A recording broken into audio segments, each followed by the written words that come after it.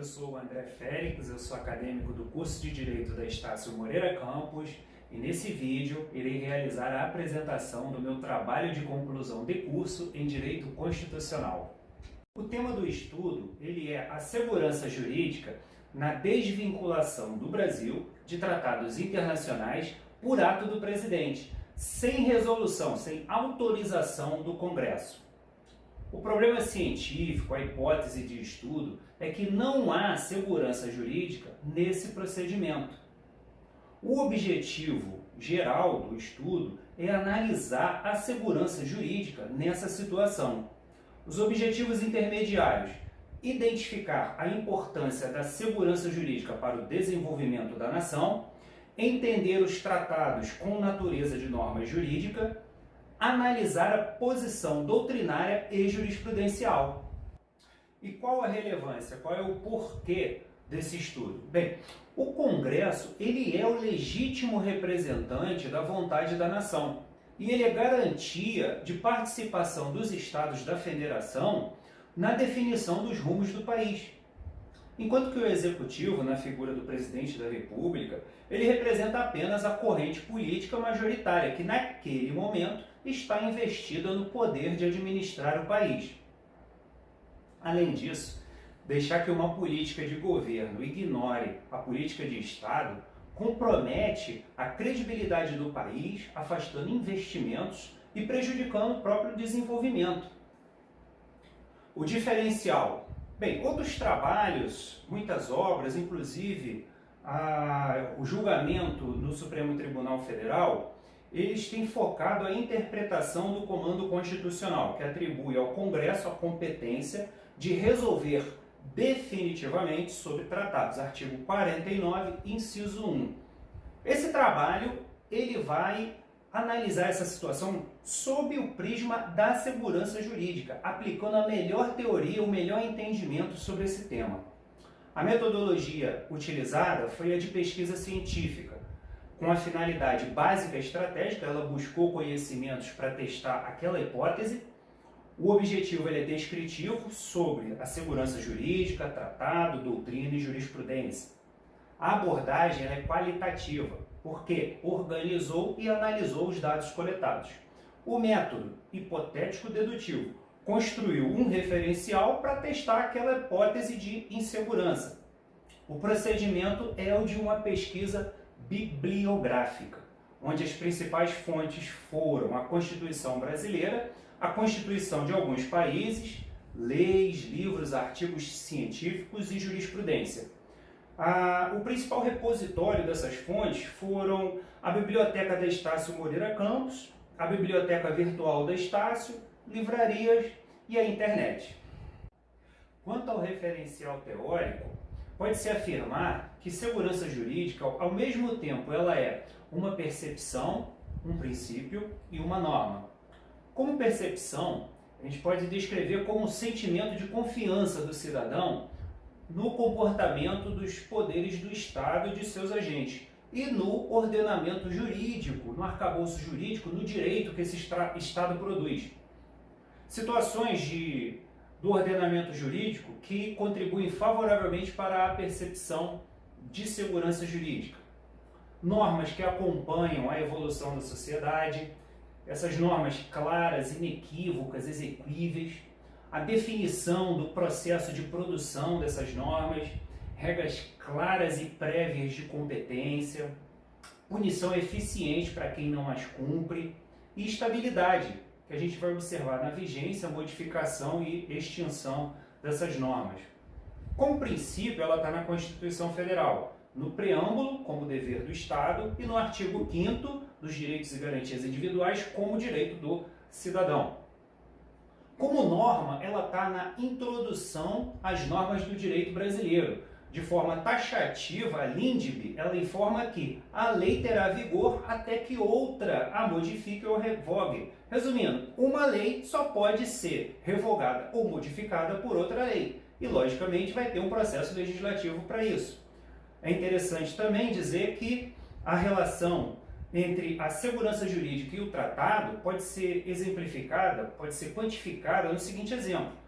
por exemplo, na decisão de investir ou não na produção de um produto destinado à exportação, contando-se aí com uma vantagem tributária, uma vantagem aduaneira decorrente de um tratado internacional. Com relação aos tratados internacionais, eles devem ser considerados sob duas perspectivas, a do direito internacional e a do direito interno. No plano internacional, eles têm uma natureza jurídica obrigacional, consolidada em um contrato formal escrito entre países e organizações internacionais, entre uns e outros. Cabe ressaltar que um país, para se desvincular das obrigações desse contrato, ele tem que seguir a cláusula prevista no próprio tratado. Com relação ao direito interno, esse tratado ele pode gerar direitos e deveres. Aí, nesse caso, vai necessitar que o Congresso Nacional resolva definitivamente sobre esse tratado. Para isso, ele vai ser utilizado um processo legislativo. Uma vez aprovado esse tratado, o presidente estará autorizado a ratificar o instrumento. Uma vez ratificado, ele entra em vigor como contrato no plano internacional e como norma jurídica no plano interno. No ordenamento jurídico pátrio, ele vai atingir o status de norma constitucional ou de lei ordinária. Construída a base teórica de segurança jurídica e de tratados internacionais, passou-se a analisar os entendimentos da doutrina e da jurisprudência. Foi possível organizar esses entendimentos em dois grupos. O primeiro dos que entendem que o presidente pode denunciar tratados pelo seu poder discricionário. E o segundo, que o Congresso Nacional tem que autorizar a denúncia dos tratados que ele autorizou a ratificação. Bem, no primeiro time, que entende pela independência do presidente, eu destaco aí o entender no parecer jurídico do cearense Clóvis Bevilacqua, em 1926, quando então assessor jurídico do Itamaraty.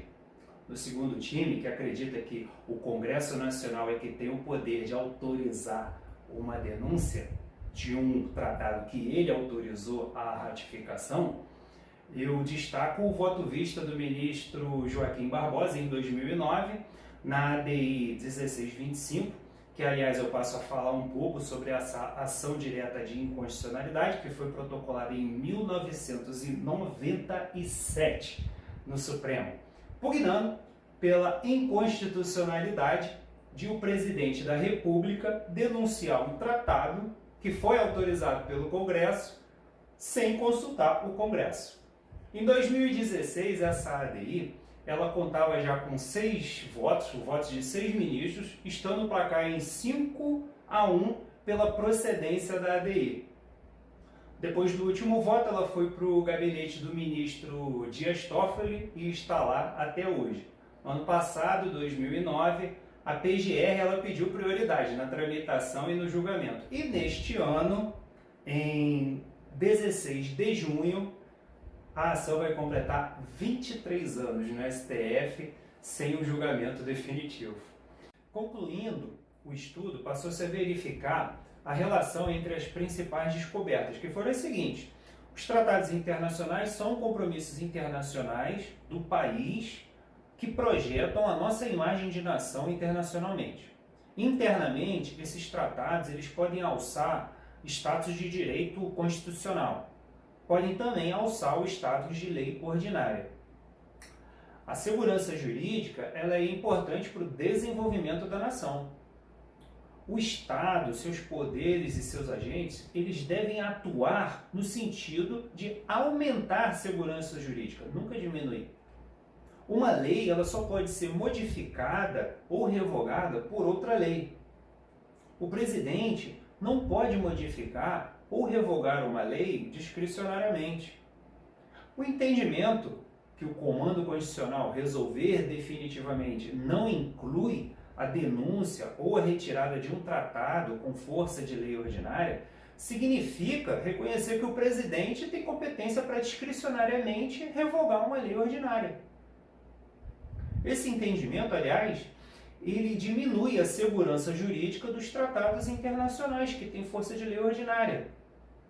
Até hoje, o Poder Executivo ele se apoia no entendimento de Clovis Bevilacqua para isoladamente desvincular o país de compromissos internacionais, que necessitaram da aprovação do Poder Legislativo, e retira tratados com força de lei ordinária do ordenamento jurídico sem autorização do Congresso Nacional.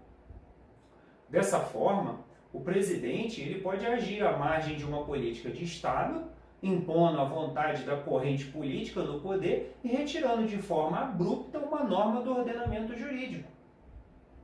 Em nome da segurança jurídica, o melhor entendimento é o de que qualquer tratado que necessitou de aprovação do Congresso, particularmente aquele tratado que alçou força de lei ordinária, só pode ser denunciado e retirado do ordenamento jurídico por intermédio de uma lei. E essa lei, por sua vez, ela deve respeitar as disposições do tratado quanto à desvinculação do país aquele ou daquele compromisso internacional. Bem, apresentado aí todos esses conhecimentos, essa relação entre as descobertas, com um certo grau de segurança, pode-se afirmar que a hipótese está confirmada. Não há segurança jurídica ou há insegurança jurídica no atual procedimento de denúncias de tratados internacionais que alçaram força de lei ordinária. Aqui encerro esse trabalho, esperando que ele sirva de fonte para outros estudos, quem sabe até decisões, que ajude a proteger a nação brasileira de arroubos populistas e de convicções ideológicas. Que ele contribua para a segurança jurídica não só dos tratados internacionais, mas do próprio ordenamento jurídico brasileiro. Encerro aqui, registrando meus sinceros agradecimentos ao Centro Universitário Estácio, particularmente os profissionais de Fortaleza e Belém do Pará, que participaram diretamente da minha formação, meu respeito e admiração aos docentes coordenados pela professora Eveline Correia, por demonstrar e me transmitir o vírus do amor ao direito, a professora Lidiane Lopes, que colocou a mão em meu ombro e apontando o dedo na direção de Humberto Ávila, disse: por ali, siga aquele homem. Agradeço a sua empolgada e efetiva colaboração e a ela dedico esse trabalho. Agradeço a professora Mariana Rasga, a minha orientadora online, pelas fontes indicadas e pelo acompanhamento desse esforço. Por fim, apresento meu respeito à ilustre banca que me assiste. Espero que eu tenha a sorte e o privilégio de ter contribuído com algo novo, além, é claro, de alcançar todos os objetivos dessa apresentação. Agradeço a vossa atenção. Meu muito obrigado a todos. Que Deus os abençoe.